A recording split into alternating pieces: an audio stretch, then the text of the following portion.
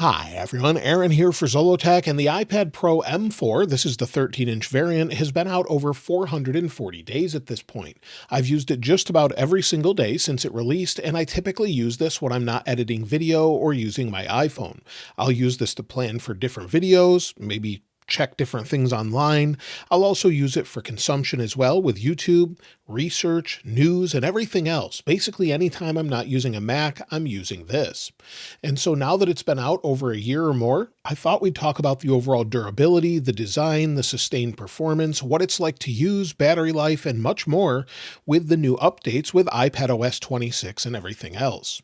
Now, the overall design is nice, but it's almost too thin, making it hard to hold on to. It's the only iPad I've almost dropped just because it's so thin, and I typically use it with a Magic Keyboard when I don't have it in a video. So we'll talk about this in a moment, but I use it with the Magic Keyboard, but I do remove it from time to time just to experience the overall crazy thinness of the device and just take a look at it. But in general, I use it with the keyboard case, and that protects it as well. And speaking of durability, well, I really have no concerns with the thinness as it's very rigid. It's also, of course, protected in that keyboard case, and you'll see if I try and flex it, it's just super rigid overall. It's got a spine down the middle of it, and it seems to be very, very durable as far as that goes. There's no scuffs on the case or anything. Anything that's here would be caused by the keyboard case itself, and I have really no scratches on it. And this is the Nano Texture display, and I did notice one thing while I clean this off, is there's a spot right here. So let me turn off the screen. You'll see that one spot right here is part of the screen. I don't think it's a scratch, you can't feel it, but it seemed to have lost its nano texture coating. So it's always in the case, it's always protected, but there is no screen protector on it. So it seems to hold up generally pretty well, but that's the one thing I've noticed after 400 days or so. So no real concerns there, and the display is holding up just fine. When it comes to sustained performance, well, this never feels slow. Even running iPadOS 26, generally it feels very fast. You'll see there's some lag there that I attribute to the update, but just doing regular tasks, whether you're watching a YouTube video, even going into things such as Final Cut Pro, we'll wait for it to load here. Maybe we'll go into this one. This is actually something I fully edited where I did sort of a oil change on one of my cars and thought maybe I would do a separate video on it. If you want to see this, maybe I'll release it for members. And if you're not a member, I do have that available on my channel, but let me know if you'd like to see this maybe as a separate video. I edited this whole thing, just changing the oil for fun, seeing what it's like on Final Cut Pro for iPad, and just let me know your thoughts on that. But it really never feels slow whatsoever. Sustained performance is fine, and the M4 chipset is the latest one, and M1 doesn't really feel slow at this point. If you have an M1 iPad and you're not doing anything intensive, anything you do is just super fast. Apple has also seemed to have managed the heat very well with the M4 iPad. While there is no fan, it's incredibly thin. Even editing a video, it will sometimes get hot when maybe you're outside in the sun, it definitely gets hot, but I never got into the situation where I thought it slowed down. I was editing once, I could barely even hold on to it, and it just kept going. So even though it was that hot in bright sunlight at full brightness, really no issues. They've seemed to do a good job dissipating heat with the aluminum or aluminium, and maybe that's why they're supposedly switching that to the iPhone 17 models as well, away from titanium, maybe just to better get rid of heat. But either way, it holds up really well and no issues whatsoever when it comes to sustained performance. However, there is something else I count on regularly, and that's today's sponsor, Incogni. Finding personal information online has become increasingly simple and can reveal personal data and information you don't really want others to know. There are many data brokers trying to gather as much information about you as possible, with teams dedicated to getting as much as they can about you and selling your information online.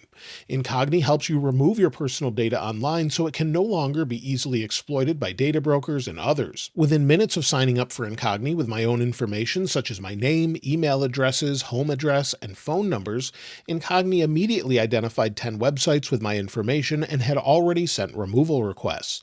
Now, after months of use, they've sent out 986 different removal requests, and they've completed 879 of them, with 107 still in progress. When Incogni has successfully verified your data has been removed, you can see everything done in your activity list. You can see different things such as suppression list entries, all the things from your activity log, and more. So this is great, and I used to try and remove this data myself and it would take hours, but Incogni does that work for you, saving me so much time and has currently saved me over 650 hours. So that's something I can genuinely recommend to you to try it out and get all of your information out of others' hands and back into your own. To try it out for yourself risk-free with a 30-day money-back guarantee, check out the link in the description and use code ZOLOTECH to get 60% off an annual plan. Thanks again to Incogni for sponsoring this video. Now, when it comes to battery life, well, battery life overall has been okay. Now, I do run betas, of course, regularly. And if we go into settings, go to battery and battery health, you'll see I'm down to 94% with 187 cycles. With the iPhone 16 Pro Max, you'll get about 250 cycles or so, and then it will drop down to 99%. However, I use this a little bit more intensely. I use it for more intense tasks, and I often leave it plugged in sometimes, and I let this just manage it on its own, and I don't use the 80% limit. So I just basically leave it alone, use it regularly, and don't worry about it. But if I did worry about it, maybe I'd get some extra life out of it.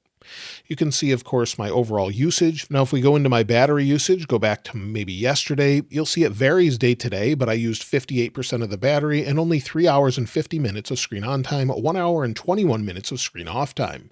Now, at very best, without using any cellular data, which I do have on this, you're going to get about 10 hours. So that's what Apple says. I typically get about 6 hours with usage, and found with Beta 4, it's actually okay. I'm getting through most of the time I normally would when I was running public versions, so I really have no complaints about the battery, especially compared to what I get on the iPhone. So I think it's doing a good job as far as not just the beta, but the battery's lasting me what I would expect, and of course I can just plug it in as I could use it with a monitor or something else.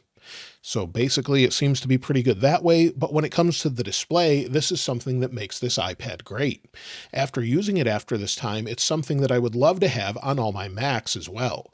So I would love a Mac OLED display like this, and typically OLEDs would bother my eyes due to PWM, where it flickers the display to control brightness, and while you can't see this, it can have adverse effects such as maybe feeling nauseated, giving you headaches or eye strain. I have none of that with the iPad. It seems to be at a high enough rate where it's not really an issue, and you really can't see it even at 240 frames per second.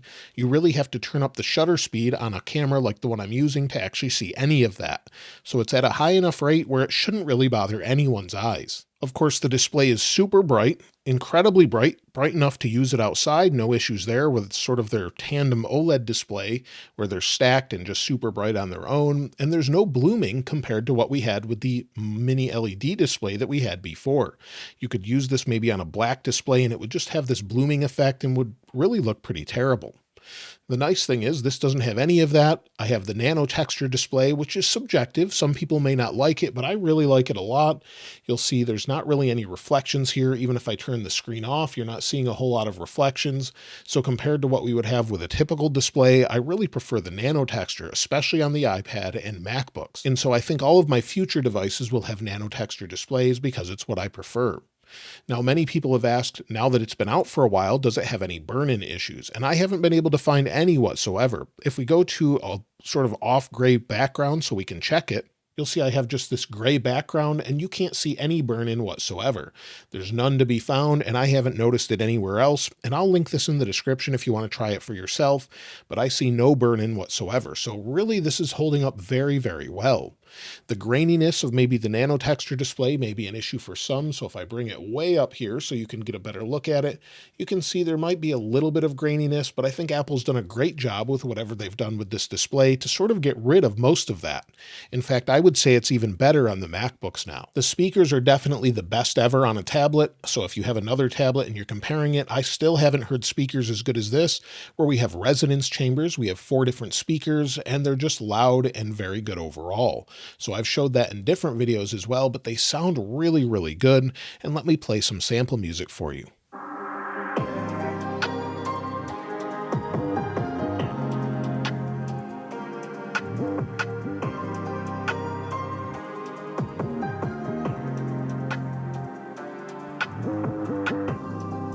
Now, of course, that music's only going to be as good as my microphone, but overall, I think if you hear these in person, you would be impressed, and they've held up well. I don't have any issues with them sort of sounding distorted or anything else after they've aged a little bit. Now, of course, the Apple Pencil Pro is something many people will want to have, especially if maybe you're editing. You have fine control here where you can go back and forth. Definitely something I would recommend if you're doing that, or artwork, or just going into notes. So if we go into notes, and with the Nano Texture display, yes, it's worn out the tip of the pencil a little bit over time. You can see that here. Nothing severe. Of course, you can replace these. Apple sells replacements for them, but overall it seems to be okay. And I can still use it. Write out Zollotech, and it's what you would expect. It feels a little bit more like paper on the Nano Texture display, but I think it's holding up well. I've had no issues with it writing on here either, so I'm pretty pleased with the Apple Pencil Pro. It's great for fine tuning when you're using Final Cut, but you don't have to use it, but I think it's one of those accessories you definitely should have. When it comes to the software, well, iPadOS 26 brings the iPad into the territory where you could really use this instead of a MacBook. We have better file management in things such as files. You can see I was just in that. We can select which apps to go into. You can see a bunch of different music I have here that's royalty free and different audio files as well. But you've just got better management here. You can tell it to open files just like you would with Finder, and it's much, much better. Of course, we have a different control system as well if we want windowing. So if we go into multitasking and gestures, go into windowed, we can window this app, bring in maybe Safari, move it around here. Now we don't have slide over for whatever reason. Hopefully they bring that back with maybe using full screen apps. I would like to see them do that, but they did bring it back so you can slide between different things where that wasn't in earlier betas. So we still have a few to go, and hopefully we'll see that along with some refinements to liquid glass. But overall, this is really, really good despite it being a beta, and I'm glad to see they've finally brought this into sort of real multitasking territory, and it's a true Mac replacement for the most part. There's a few things maybe they'll work out in the future. Other than its size, you could plug it into an external monitor and just use it as your main device. Of course, there's still bugs and stability issues, but again, this is a beta. I'm not going to hold it against it until it's released to the public. But you can see here as we go into full screen, if you use it just like a typical iPad on iOS 18 or iPadOS 18, it works really well. When it comes to the Magic Keyboard, well, the keyboard really makes this iPad. This is something I would highly recommend after using it. So with the Magic Keyboard, I typically don't use the trackpad, but it feels just like a Mac trackpad. I'll use a combination of the keys and then the display itself. Of course, it has backlighting, which is really nice. So if I turn off the lights here, so let's just do that. We have backlighting, and you'll see they just turned on. So now we can see the keyboard no problem whatsoever in the dark, something we don't get with the latest iPad Air keyboard. So this is really nice to have. You can control the brightness and everything else. And I think this is a must-have if you want to use this more as like a computer than a tablet. When it comes to the durability of the Magic Keyboard, well, typically they hold up really, really well. I am seeing some fraying around the outside edges, and I don't take this off a ton other than for videos. I'm not really moving it. This is just from carrying it around. You'll see that here. There's some additional fraying here, and it seems to be holding up pretty well. The keyboard and everything else is doing fine. The back of it, of course, is keeping it protected. You'll see a little bit of wear on the aluminum. Maybe some of the anodization here on the corners. That's just from setting it down, but it's wearing like you would expect. But it's pretty expensive at $350, but it is holding up well. And I expect if they don't change the overall size on the next iPad, I'll probably be able to use it with this. So usually you can use it through a few generations. It does make it a little bit top heavy when it's on your lap though. That's one thing to mention. It's not as good as maybe the previous one where you place this on your lap and it's sort of a little bit top heavy just as it's angled this way. Sometimes I bring it down so it's more along these lines. So if I tilt it down like that, that sort of keeps it preventing it from tipping over. But I do find that it's a little bit more problematic on your lap than it is on a table. It works just fine on a tabletop. Now, if you're wondering if you should upgrade to the current iPad Pro M4, or maybe wait if you have one for the M5 iPad Pro later this year, I would not expect them to change the overall form factor too much. They usually stick with this for a few years, and since this is the newer design, I would expect to have a very similar sort of chassis or layout for the overall design, but there are rumors that it will have an additional camera. We have one here for FaceTime. It's said to also have one for portrait view as well. So I don't know if they'll actually do that. Maybe they'll have some additional uses for that, but that's really the only change we're hearing so far. Of course, based on the price of this being over $2,000 with the Magic Keyboard, this is a 1 TB variant, I would say hold on to it for a while. It's probably good for a few years, as there's nothing really seemingly pushing this so hard that you would need an M5 chipset. Apple will really have to make a compelling case for those that might think about upgrading, as this year I probably won't upgrade if there's no change. So there has to be something significant to justify thousands of dollars for a tablet. If I had to summarize what the iPad is for me, it's the most convenient computer and the best Apple device yet. So that's my favorite thing. I know some people love the Mac, some people love the iPhone. I've always really liked this iPad Pro, and it's my favorite Apple device. But let me know what you think of it in the comments below. I've been using it, will continue to use it, and I may not upgrade this year unless there's a compelling reason, like I said.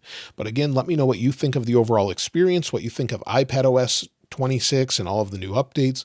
I'd love to hear from you in the comments below. I'll link this wallpaper in the description like I normally do, and if you haven't subscribed already, please subscribe.